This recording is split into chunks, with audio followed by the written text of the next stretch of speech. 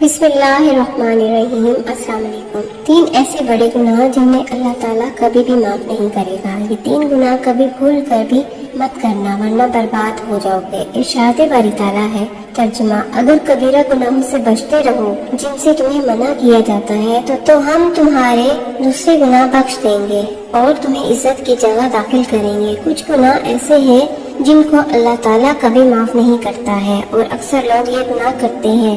لوگ چھوٹے چھوٹے گناہ سمجھ کر کرتے ہیں۔ کچھ لوگوں کو تو خیال بھی نہیں ہوتا کہ یہ جو گناہ ہم سے ہو رہے ہیں جان بوجھ کر یا انجانے میں یہ وہ گناہ ہے جن کی بخشش ہی نہیں ہے۔ بے شک آپ نماز قرآن پڑھ رہے ہیں، روزے رکھ رہے ہیں، لیکن ان گناہوں کی سزا آپ کو ضرور ملے گی۔ 3 ایسے بڑے گناہ جن کی بخشش ہی نہیں ہے۔ بے شک آپ نماز قرآن پڑھ رہے ہیں، روزے رکھ رہے ہیں، لیکن ان گناہوں کی سزا آپ کو ضرور ملے گی۔ 3 ایسے بڑے گناہ جس کی معافی اللہ تعالیٰ کبھی بھی نہیں دیں گے۔ نمبر 1، حقوق العباد۔ نبی اکرم صلی اللہ علیہ وآلہ وسلم نے ایک جگہ صحابہ کرام سے مخاطب ہوتے ہوئے ارشاد فرمایا، کیا تم جانتے ہو کہ مفلس کون ہے؟ صحابہ نے عرض کیا، ہمارے نزدیک مفلس وہ شخص ہے جس کے پاس کوئی پیسہ اور دنیا کا سامان نہ ہو۔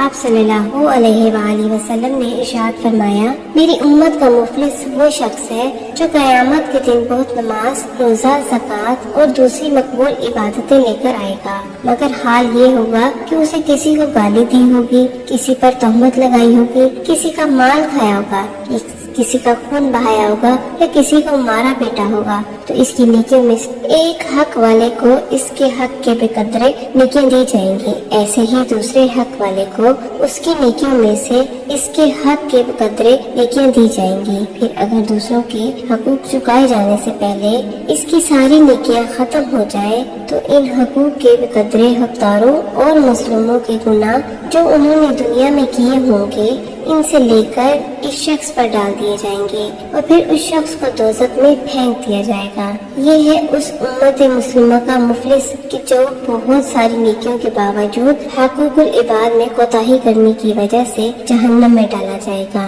ناظرین، کچھ چیزیں ایسی ہیں جن کا تعلق حقوق اللہ سے ہے، وہ چیزیں ایسی ہیں جن کا تعلق حقوق العباد سے ہے۔ حقوق العباد سے جن چیزوں کا تعلق ہے، اگر ان میں سے ہم نے کوئی غلطی، کوئی گناہ کیا، اللہ تعالیٰ ان کو معاف نہیں فرمائے گا۔ مثلا کسی کا دل توڑنا، اور دل توڑنے کی کوئی ایسی خاص وجہ ہونا چاہیے، لیکن جس چیز کی وجہ سے شریعت نے منع کیا ہے کہ بلا وجہ کسی کا دل نہ دکھاؤ، تو ایسی جگہ پر کسی کا دل دکھانے کی اجازت نہیں ہے۔ حضرت علی رضی اللہ تعالیٰ عنہ کی خدمت میں ایک شخص آیا، وہ بندہ ہاتھوں کو جوڑ کر عرض کرنے لگا، یا علی، ہر گناہ کی قیامت کے دن اللہ تعالیٰ نے کوئی نہ کوئی سزا رکھی ہے، لیکن کسی کے دل توڑنے والے کے لیے اللہ نے کیا سزا رکھی ہے؟ تو حضرت علی رضی اللہ تعالیٰ عنہ نے فرمایا، اے شخص، روز محشر اللہ جو سزا قتل کرنے والوں کو دے گا وہی سزا کسی کے دل توڑنے والے کو دے گا۔ تو اس سے کہا، یا علی، قتل کرنا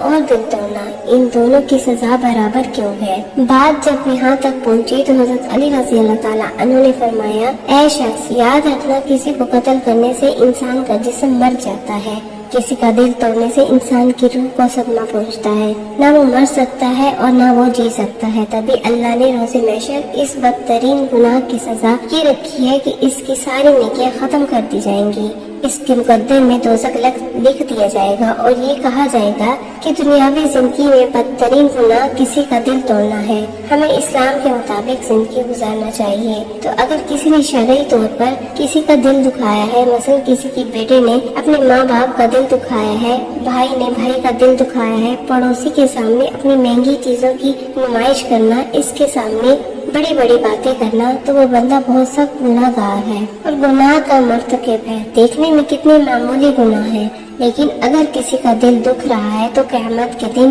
اس کا حساب دینا پڑے گا اور یہ اس کو بہت مہنگا پڑے گا جب تک وہ بندہ اس کو معاف نہیں کرے گا، کیونکہ اس کا تعلق حقوق العباد سے ہے اور حقوق العباد کی معافی نہیں ہے۔ یہ چیزوں کا دکھاوا تکبر کی علامت ہے۔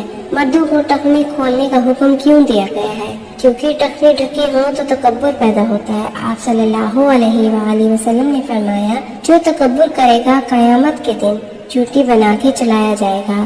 اگر اللہ پاک کسی کو کسی چیز سے نواز رہا ہے یا 4 پیسے دے دیے، عزت دی، شہرت دی، تو یہ نہیں کہ آپ ایڈی مار کر چلنے لگو۔ نمبر 2، والدین کی نافرمانی کرنے والا انہیں تکلیف دینے پر اتر آیا۔ نافرمان اولاد کی دنیاوی سزا میں جہاں اولاد کے لیے عبرت کا سامان ہے، وہیں اس میں دنیا والوں کے لیے بھی درس و نصیحت ہے، تاکہ کوئی اولاد ماں باپ کا حق غضب نہ کرے، ان کی خدمت سے منہ نہ پھیرے، ان کے کھلانے پلانے اور دیکھ بھال میں کوئی کوتاہی نہ کرے، خاص طور پر جب دونوں بوڑھے ہو جائیں، چلنے پھرنے، کام کاج کرنے اور کمانے سے معذور ہو جائے، تو ایسے وقت میں اولاد ان کا مکمل خیال کرے۔ نمبر 3، شرک کرنے والا آپ صلی اللہ علیہ وآلہ وسلم کی احادیث سے اور قرآن پاک سے واضح ہے کہ جو شرک کرے گا اللہ تعالیٰ نے اس کے اوپر جنت کو حرام کر دیا ہے، اس کا ٹھکانہ جہنم ہے۔ ایسے ظالموں کا کوئی مددگار نہیں، بے شک اللہ پاک اس جرم کو نہ بخشے گا کہ اس کے ساتھ شرک کیا جائے، اس کے سوا جس کو چاہے بخش دے۔ حضرت عبداللہ بن مسعود رضی اللہ تعالیٰ عنہ سے روایت ہے